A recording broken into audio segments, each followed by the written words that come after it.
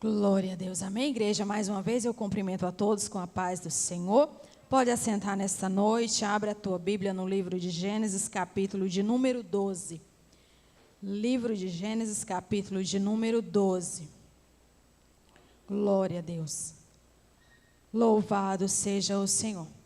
Livro de Gênesis, capítulo de número 12. Glória a Deus. Eu gostaria de pedir, quem puder ficar dentro da igreja, irmãos, no momento da palavra. Amém? Exceto os porteiros e os irmãos que estão auxiliando ali, e as irmãs.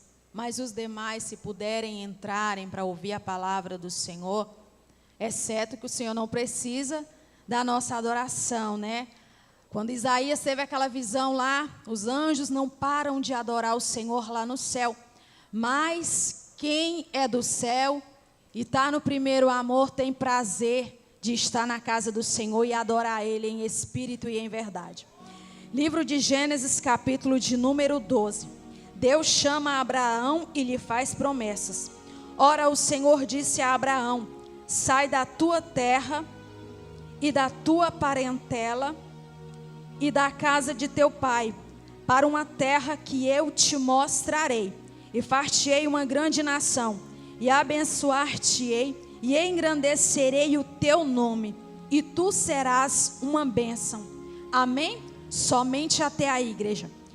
A história de Abraão começa com um chamado divino e uma jornada de fé.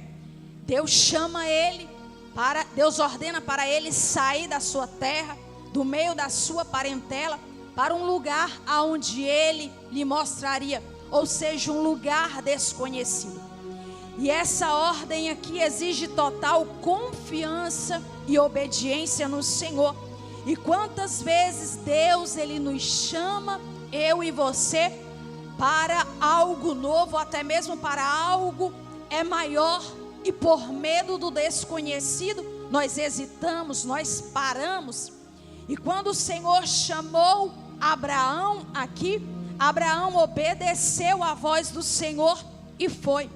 E a nossa vida cristã, a nossa caminhada com Cristo, a nossa caminhada da fé, assim como Abraão, nos ensina princípios fundamentais sobre fé e confiar no Senhor. Deus nos chama para uma jornada de fé, e essa caminhada vai exigir obediência, confiança e compromisso. Repita comigo: Deus me chamou para uma jornada de fé. E essa caminhada exige obediência, confiança e compromisso. E através disso, Deus prometeu e deu a Abraão. Deus prometeu uma descendência numerosa, posses de terra e bênção. E através dele também, ele seria um canal de bênção para que outras famílias, outros povos da terra também seriam salvos. Aqui quando Deus fala: Abraão, sai da tua terra, da tua parentela e da casa de teu pai, para uma terra que eu te mostrarei. Abraão, neste momento, ele não recebe um mapa ali em suas mãos, mas ele recebe apenas uma promessa do Senhor. E a nossa verdadeira fé não precisa nós ver para crer, mas quando nós confiamos no Senhor, obedecemos a sua voz, algo novo Ele coloca sobre as nossas mãos. Em terra distante Ele nos leva através da nossa obediência a Ele. Abraão ali deveria deixar a sua família, a sua parentela e ir para um lugar desconhecido. Quantas das vezes o Senhor vai nos pedir para deixar amizades, ambientes, lugares que já não fazem mais parte do nosso quadro ali de vida a qual nós estamos vivendo. Quando Paulo ali escreve a sua carta ali para Éfeso, ali havia muitos novos convertidos que vinham do mundo de prostituição, um mundo de bebedice, um mundo de idolatria, um mundo de imundícia. E Paulo falou: uma vez nós somos salvos pela graça, só que além de sermos salvos pela graça, Nós devemos adotar um novo estilo de vida, viver uma vida santa, irrepreensível, viver uma vida que venha agradar a Cristo. O que vai nos separar do Senhor é o nosso pecado, é a nossa desobediência a Ele. Abraão ali, ele poderia questionar ao Senhor, mas ele simplesmente recebeu aquela promessa e confiou no Senhor. Seguiu ali para uma terra aonde ele nem sequer sabia que ia. E Deus, quando Ele chama Abraão e fala: vai para uma terra que eu te mostrarei. Deus, Ele não revelou tudo para Abraão, mas Ele foi revelando aos poucos. Então Abraão ali recebeu aquela promessa e partiu. Ele confiou no Senhor. Aí a Bíblia vai dizer: e far-te-ei uma grande nação, e te abençoarei, e engrandecerei o teu nome, e tu serás uma bênção. Deus fala: te abençoarei. Deus, Ele tem planos individual para cada um de nós, igreja. Mas para os planos dele se cumprir, para as promessas dele se cumprir na nossa vida, não vai depender do pastor, não vai depender do obreiro, não vai depender nem mesmo da tua família, mas vai depender unicamente de você abraçar com a promessa, obedecer a Cristo e seguir a Ele. Sabe por que tem muita gente que está tomando um caminho errado? Porque pensa consigo: eu tenho a promessa, mas aí vive uma vida de qualquer maneira, aí acha que a promessa vai se cumprir. Para a promessa de Deus se cumprir na tua vida, você tem que dar o primeiro passo, que é vir para Ele. Aí tem muitos por aí afora, quem tem promessa de Deus não morre. Morre sim. Moisés tinha a promessa para entrar lá na terra, ele chegou a ver a terra, mas ele não entrou na terra. Deus levantou ali outro líder por nome de Josué. Deus comissiona Josué a continuar guiando aquele povo para entrar na terra a qual ele tinha prometido. E algo muito importante, quando Deus ele chama ali Josué para continuar guiando aquele povo, Deus ele não mudou o caráter dele com uma mudança de líder, mas Deus fala para Josué: se levanta, vai, seja obediente, seja fiel à minha palavra, eu serei contigo, aonde tu pisar a planta dos teus pés, eu te abençoarei. Aleluia. Então aquele povo chegou à terra prometida através de um novo líder e da promessa de Deus. Então, igreja, não cai nessa história. Eu tenho promessa de Deus, mas continua aí com a vida na imundícia, no pecado, na bebedice, no adultério. Eu tenho promessa de Deus. Aí continua com a vida aí no adultério, às escondidas, com a vida na droga, na prostituição, acorrentado pelo pecado. Aí está achando que tem promessa de Deus. Aleluia. E pode continuar desta maneira. Para a promessa de Deus se cumprir, primeiramente você tem que se arrepender, aceitar a Ele como o único e suficiente Salvador da tua vida, viver uma vida santa e irrepreensível. Aí sim a promessa dele vai se cumprir. Quando João, lá na ilha de Pátmos, recebe a revelação de Jesus Cristo. Ali ele estava ali naquela ilha preso por causa da palavra de Deus, pelo testemunho de Jesus Cristo. Então Jesus vai falar: olha, o que vês escreve num livro e envia para as igrejas. Jesus examinou aquelas igrejas ali de Apocalipse, aonde está narrado. Ele examinou o estado de cada um daquela igreja e ele escreve de acordo com a necessidade de cada uma igreja. Aí lá a primeira carta que é enviado para a igreja de Éfeso, Jesus começa elogiando a sua igreja. Jesus fala: olha, eu sei as tuas obras, eu conheço o teu trabalho, eu sei a tua paciência, eu sei que sofres o mal, eu sei que você também puseste à prova aqueles que se dizem apóstolo, mas não são. Aquela igreja ali, eles sabiam discernir quem eram os falsos profetas,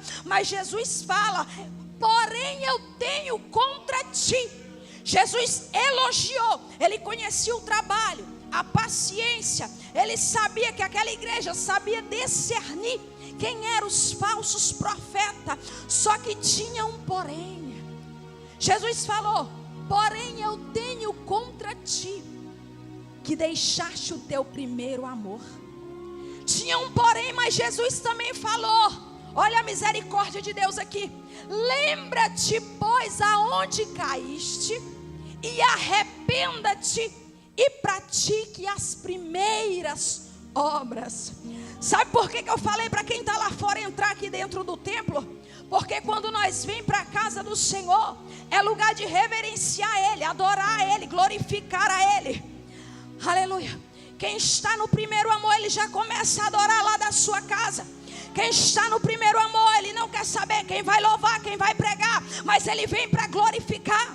Quem está no primeiro amor, ele teve um dia cansativo de trabalho, mas quando é para vir para a casa do Pai, ele já se ajeita e fala: eu vou para o melhor lugar, que é para a casa do meu Senhor. Eu vou dar o meu melhor para Ele, eu vou glorificar a Ele. Olha quantos livramentos Ele tem me dado, olha como Ele tem cuidado da minha família, olha como Ele tem cuidado do meu celeiro, olha como Ele tem cuidado do meu vestido, do meu calçar, mesmo eu não merecendo, mas até aqui o Senhor tem nos ajudado, igreja. Quem está no primeiro amor, ele tem prazer de estar dentro deste templo, adorando a Ele, glorificando a Ele. Quem está no primeiro amor, ele não vive de qualquer maneira. Quem está no primeiro amor, ele vive uma vida santa, irrepreensível, separado do pecado. Deus fala para Abraão: engrandecerei o teu nome. Deus faria a Abraão um homem de respeito. No mundo lá fora, você é humilhado, rejeitado, assim como aquele filho pródigo foi. Ele estava na casa do pai, ele achou que estava ruim. Eu vou sair da casa do pai. O crente, quando ele está na igreja e o diabo está doido para dar uma rasteira nele, quer arrancar ele da igreja, ele vem para a igreja, ele não consegue mais sentir a presença de Deus, ele já não gosta mais do louvor, já não gosta mais da mensagem, já não gosta mais da EBD, já não gosta mais do culto de senhora. Tudo vê defeito, só não vê defeito em si mesmo. Então aquele filho, ele saiu da casa do pai. Enquanto ele estava no mundo lá fora, ele tinha dinheiro, ele tinha amigo, ele tinha mulher, mas uma certa hora a herança dele acabou. Então ele começa ali a passar por necessidade, ele começa a ser humilhado. Então, igreja, ele pensa: eu vou voltar para a casa do meu pai, porque até mesmo os trabalhadores da casa do meu pai se alimentam e bebem melhor. Ele voltou para a casa do pai, mas nem todos têm essa oportunidade, igreja, de sair deste lugar e depois retornar. Muitos, quando sai, o diabo já arma laço lá para tirar a vida, para que você não possa voltar. E muitos que estão lá fora se sentem envergonhados de vir para dentro da casa do Senhor. A igreja está orando, está clamando, está pagando preço, e Satanás, lá em Efésios, ele é identificado como caluniador, acusador, e tomado, amada igreja, por o espírito do engano engano, do erro. Ele arma laço, arma cilada para destruir a minha e a tua vida. Sabe aquele dia quando você está na tua casa e pensa: hoje eu vou para a igreja. Aí tem tanto impedimento, é tanta luta para você não vir. Aí dá no outro culto, você fala: hoje eu vou para a igreja. Aí é tanto impedimento, é tanta coisa e você não vem. Aí você vai levando a vida desse jeito, vai levando, sem ter um compromisso com Deus. Aí quando Jesus voltar, para onde vai a tua alma? Quando Ele voltar, se nós não tivermos opinião, igreja, e força para vir, todo dia tem um impedimento. Isso aqui para quem é mulher. E muitas das vezes nós usamos os nossos filhos como impedimento. Ah, eu não vou porque a criança está doente. Ah, eu não vou porque amanhã tem que acordar cedo para ir para a escola. Ah, eu não vou porque eu esqueci a tarefa de casa. Sempre tem um impedimento. E o tempo vai passando. E Jesus está às portas. Breve Ele voltará para nos buscar. Engrandecerei o teu nome. Deus faria Abraão um nome respeitado em todas as gerações. Lá no mundo nós é humilhado. Nós adquirimos respeito aqui na casa do Senhor. Aqui sim. Tu serás uma bênção. A promessa não era apenas para Abraão, mas para muitos através dele. E partiu Abraão, sem discutir, sem questionar com Deus, mas obedeceu à voz do Senhor. E Deus reafirma a sua promessa com ele aqui no verso 7.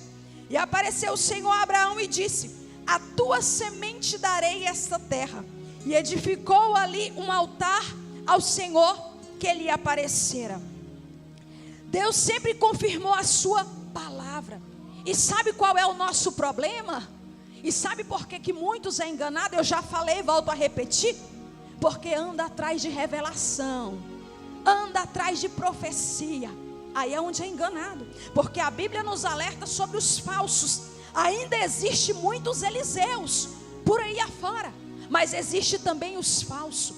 E se não tivermos discernimento, nós somos enganados. Ah, mas Deus falou. E às vezes Deus não está falando nada. Deus está calado e não está falando nada. Peça confirmação dentro da palavra do Senhor. Se você orar e pedir confirmação, Ele vai te confirmar. Ele não vai te deixar enganado. Edificou um altar ao Senhor que lhe aparecera. Aquele altar que Abraão edificou simbolizava gratidão a Deus e compromisso com Ele. Quantos quer só a promessa? Tem o chamado. Muitos têm, mas não se dispõe a ir pelejar. Não se dispõe a ir fazer aquilo que o Senhor lhe ordenou.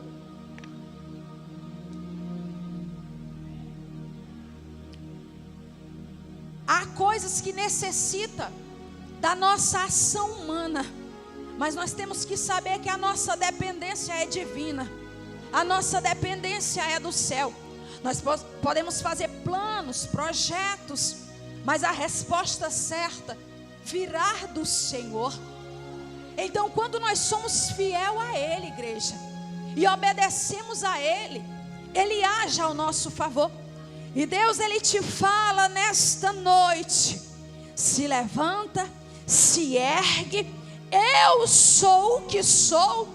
Você pode ser improvável aos olhos de muito, mas é você que eu chamei, é você que eu quero usar, é você que eu vou capacitar, é você que eu vou enviar atrás daqueles que estão acorrentados pelas correntes do mal, para libertar aqueles que estão cativos, para libertar aqueles que estão acorrentados pelas correntes do inimigo da nossa alma. Assim como Deus fez, assim como Deus chamou aquele Abraão para formar um povo, Jesus, Ele veio para salvar um povo. Quando Ele foi crucificado, crucificado lá naquela cruz do Calvário, igreja, por amor a cada um de nós. Olha o sacrifício, o sofrimento de Jesus ali naquela cruz do Calvário. Você tem, aleluia, dado crédito à palavra do Senhor. Você tem ouvido a voz de Deus. Quantas vezes o Senhor te chamou para algo novo e você por medo hesita, o medo ele vai nos paralisar, mas a nossa fé ela vai nos impulsionar a chegar ainda mais no propósito a qual Deus tem para a nossa vida. Aí quem sabe você pode ter pensado, mas missionária, cadê a promessa a qual o Senhor fez para a minha vida? Já vamos entrar em um outro ano e a promessa nada.